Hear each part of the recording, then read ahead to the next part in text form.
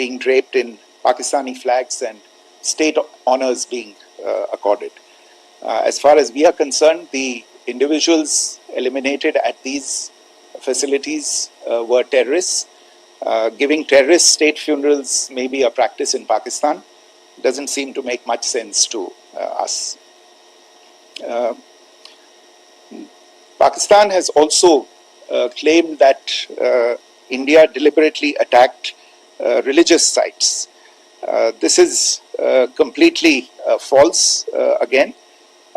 I have made it clear that the targets were terrorist infrastructure, terrorist facilities, and locations connected clearly with incidents of cross-border terrorism into India. And it is in fact Pakistan that is misusing religious sites as a cover to in fact radicalize, direct and indoctrinate and train terrorists. In fact, contrary to what Pakistan is claiming, yesterday Pakistan launched a targeted attack on the Sikh community in the state of Jammu and Kashmir, hitting Gurdwara in Poonch and the homes of Sikh community members, which came under attack. And we know that at least 3 individuals were killed in that particular attack. Pakistan is also making attempts to, in fact, just to add to this point, the retaliatory action that Pakistan has taken, in fact, is impacting civilians. I showed you the picture of the Gurdwara and the Sikh community members who were killed in this. There are other civilians also who've been killed and injured in these attacks. In fact, since yesterday morning, a total of 16 civilians have been killed and 59 others have been injured in the attacks by Pakistan. Not only this, Pakistan is also making attempts as part of its disinformation campaign to paint our action with regard to cross-border terrorism through the communal angle. If that is the issue, then I think I can do no better than to cite or point you in the direction of the Pakistan Army Chief's speech of 16 April 2025. I think that is the last word in communal rhetoric. And in the Pahalgam attack itself, you are aware of the kind of religious profiling that was done there, and perhaps there is a linkage between these two events. I can only say that these nefarious designs will not be allowed to succeed in India. And it is to be noted that people from all faiths, all religions, all regions in India have unequivocally, not just in India but around the world, have condemned these attacks. The Pakistani claims of now responding to India's strikes of the 7th of May. As I said right at the outset, it is India which is responding. The original escalation was by Pakistan on the 22nd of April. We are the ones who are responding to that escalation with the action that was taken yesterday morning. And again, I would like to emphasize that the action was restrained. It was directed towards non-civilian, non-military targets and confined to terrorist camps. And again, as we have been saying since yesterday, any further action by Pakistan, some of which we are seeing today, is nothing but escalation by Pakistan now once again, and will be responded to and is being responded to appropriately. One point that I wanted to also address was the allegations to the targeting of a dam, the Neelam Jhelum project in Pakistan-occupied Kashmir. I want to say that this is an absolute and complete fabrication and a blatant lie.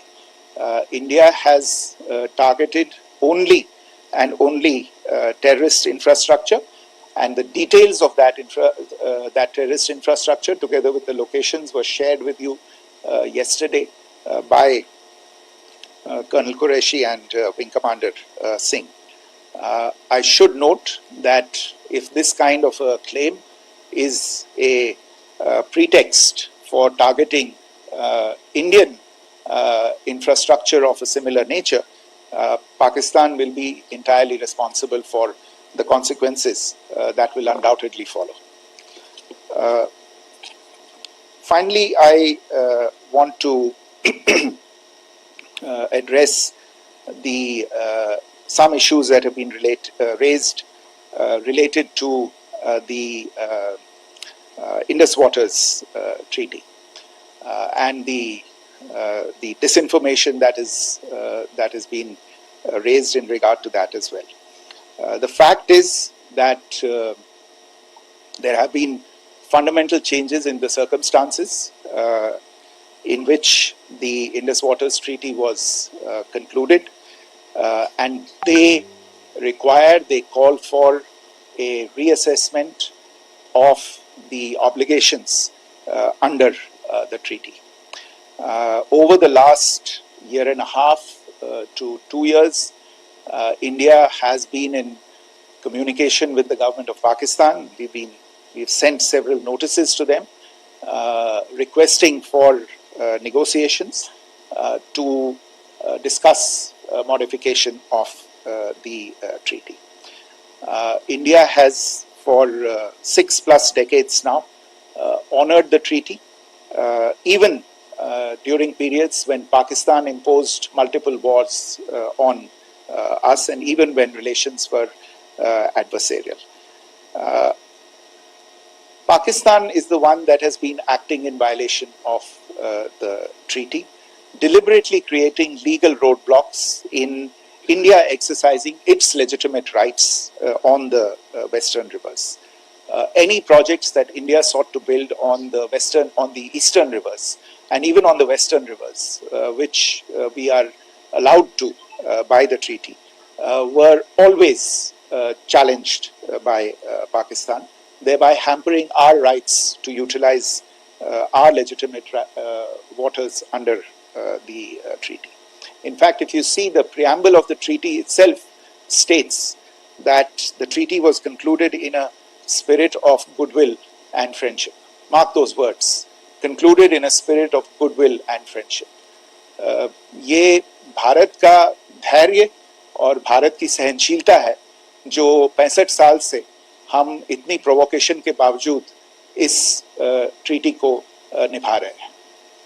However, as has been made clear earlier as well, Pakistan has not responded to our request to enter into negotiations for a reassessment of the obligations under the treaty. A number of conditions have changed.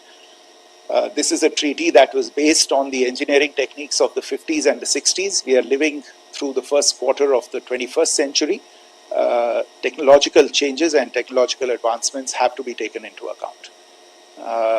There are demographic changes, there are climate changes that have taken place, there is the imperative of clean energy, and of course the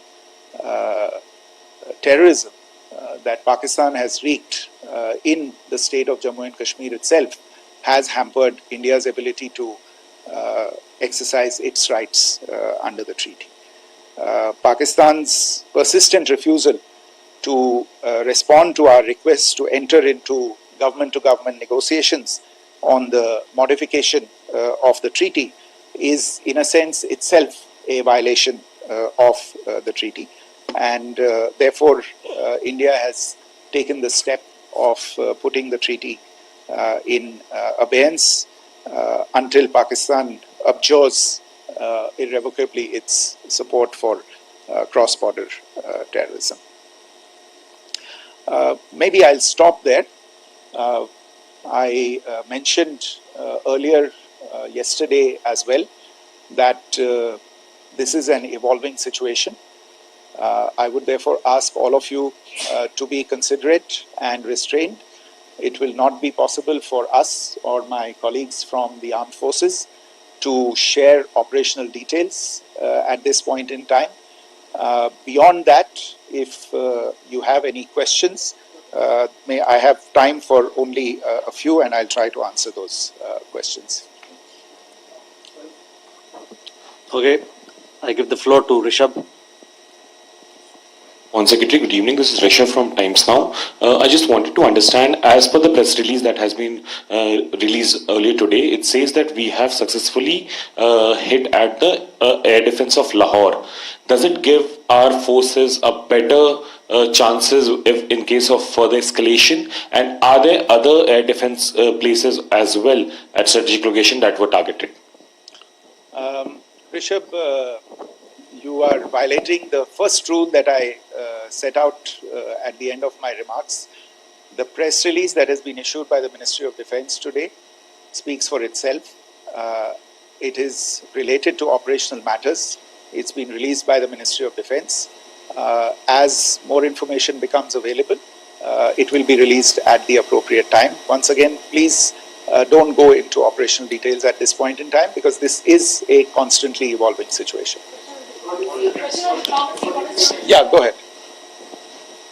Foreign Secretary Smita Sharma, just wanted to ask, the Pakistani Minister Ishaq Dar in an interview has claimed that the national security advisors of India and Pakistan have spoken to each other, if you could confirm or deny, and is complete severance of diplomatic ties with Pakistan also on the table? I have no information with regard to contacts between the two national security advisors. Insofar as diplomatic relations are concerned, you've seen the steps that were announced in response to the following the meeting of the Cabinet Committee on Security on the 23rd of April. There are no further steps that are under consideration at this moment in time. Here, go ahead. Foreign secretary, मेरा नाम मनीष है, मैं TV9 Bharatvarsh से हूं, और आपने खुद ही बताया कि कितना मिस इन्फॉर्मेशन क्रॉस बॉर्डर से आ रहा है, बल्कि ऐसा लग रहा है जैसे पाकिस्तान के प्राइम मिनिस्टर और डिफेंस मिनिस्टर तक भी प्रोपेगेंडा करने में मिस इन्फॉर्मेशन में आ गए हैं। वो कई बार तो ये तक दावा करते हैं कि हम 3 राफेल हमने गिरा दिया, इतने हमने मिग गिरा दिए, और जब उनसे पूछा जाता है तो वो कहते हैं कि सोशल मीडिया में हमने ये सब चीज़ें देखी थी। तो अगर आधिकारिक तौर पर अगर आप कुछ कह सकें इस पर, ताकि उन्हें भी समझ में आए कि इस तरह के प्रोपेगेंडा नहीं चलने वाला है। देखिए, जब सही समय होगा तो आधिकारिक तौर पे इसके बारे में सूचना दी जाएगी, लेकिन जो आपका प्रश्न है कि प्रधानमंत्री और उप प्रधानमंत्री और विदेश मंत्री, उनके रक्षा मंत्री इस तरह की बातें कर रहे हैं, तो इसमें अचरज की कोई बात नहीं है। आखिरकार ये एक देश है जिसने अपना इसका जन्म लेते ही झूठ शुरू हो गया था। 1947 में जब पाकिस्तानी फौज ने जम्मू कश्मीर पे दावा बोला, तो उन्होंने किसी ऐसे वैसे व्यक्ति से नहीं, संयुक्त राष्ट्र से झूठ बोला कि हमारा कोई लेना देना नहीं है इससे, ये लोग जो गए हैं वो तो कबायली हैं। वो तो जब हमारी फौज वहां पे पहुंची और यूएन के लोग, संयुक्त राष्ट्र के लोग खुद वहां पे पहुंचे, उन्होंने देखा कि वहां तो पाकिस्तानी फौज घुसपैठ करके आ गई है, उसके बाद पाकिस्तान को मुंह की देखनी पड़ी और उनको मानना पड़ा कि हाँ, उनकी फौज वहां पे कुछ समय से पड़ी हुई है। तो ये जो यात्रा है एक तरह से 75 साल पहले शुरू हो चुकी है, तो I am not surprised that this kind of disinformation is being indulged in. Yeah. Siddhant. So Siddhant from Beyond. Sir, we have seen a lot of negative comments coming from the Pakistani military of escalation. If tomorrow there is an escalation, there are strikes, we know one attempt has been thwarted, what will be the Indian response to those attempts of creating more escalation? Because it is looking like it's going towards more escalation. And my second question is, are any other world powers, essentially the P5 countries, the West Asian countries, reaching out to de-escalate the current situation? Look, on escalation, we've already made our stance clear. I mean, there are two basic points. First of all, it is Pakistan that escalated on the 22nd of April. We are only responding to that escalation. And then what we have said yesterday and what my colleagues have said today, that now if there is an attempt at further escalation by Pakistan, it will be responded to in an appropriate domain. And therefore, the choice is entirely that of Pakistan to make. As to your second question, I don't think I can do better than to point you in the direction of the statements that are being made from practically every chancellery in the world and the sentiment that they are carrying. That sentiment essentially and for the major portion is support for the government